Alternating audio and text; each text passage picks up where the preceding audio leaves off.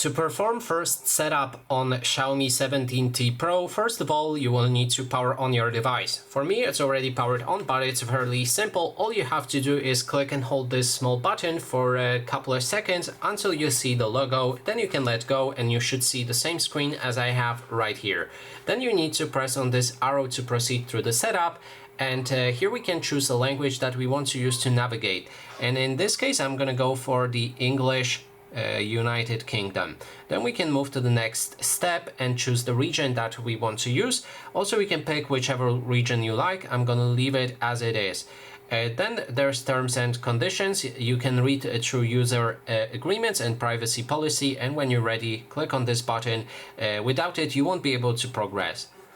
Then there's options to set up your phone using another device. That means you can transfer your previous phone to this one. If you want to do it, then click on Android device or iPhone if you had iOS device, and you can transfer it to this phone right here. Just follow instructions on screen, they are fairly simple. But in this case, I want to set it up as brand new phone, so let's skip this process.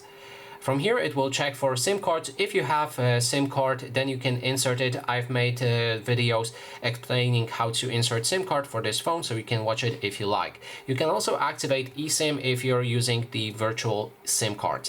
Then we can skip this process if we don't have the SIM card, and then we can connect to the Wi-Fi network. Here I'm gonna connect to the Wi-Fi network as it will provide us with more options during the setup, and I'm gonna do it off screen.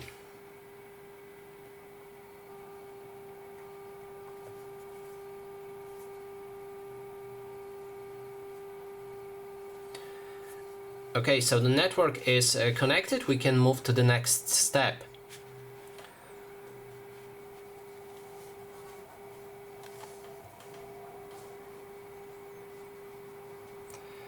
You can then adjust the settings for who you'll be setting this phone for. If it's for a child, select this option, and then you'll be able to also set up parental controls. But I'm gonna set up this phone for myself, and then we can continue.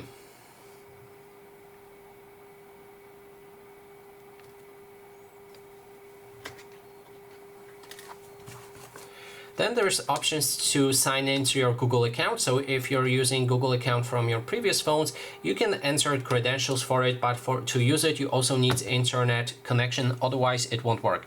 But in this case, I'm gonna skip it. I want to log in later.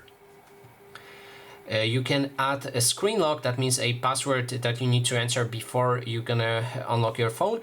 So I'm gonna go for only screen lock. You can also add fingerprint or face unlock if you like. We can change to different type, which will be pattern, and then create the pattern that we want to use to unlock. When it's ready, we can accept or disagree with Google services, so adjust it however you like. You can scroll down to see them all, and when you're ready, click on accept on the bottom. Choose your preferred browser and search engine. In this case, I'm gonna go for Google Chrome as my browser, and then Google as my search engine. You can review additional apps that you can download, like the apps from Google. And when you're ready, the phone will basically go to the last step of the setup, which is basic settings. You can accept or disagree with any of the services. I would recommend to disable personalized ads if you can, if you don't want to see those ads that will be basically drained from your own data. And then we can move to the next step, enable or disable parental controls. Adjust the font settings. You can change the font style, choose whichever one you like, and proceed. And then default launcher with a classic version, which only shows you icons for apps on home screen, or app drawer, which allows you to store all of the app icons in the app drawer that you can call out by swiping up. I'm gonna go for the app drawer version. Then there's system navigation mode. If you want to use 3 buttons on the bottom, select the buttons method. If you want to use gestures, then you can go for the gestures as well. There's options for recent layouts. That is the section of the screen when you click on a button that shows you all of the background apps. I'm gonna go for horizontal and proceed.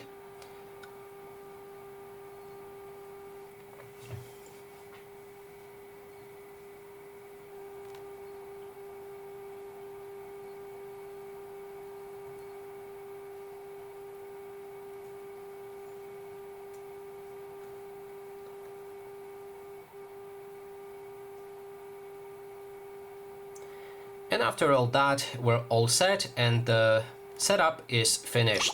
And that is basically everything. Thanks so much for watching.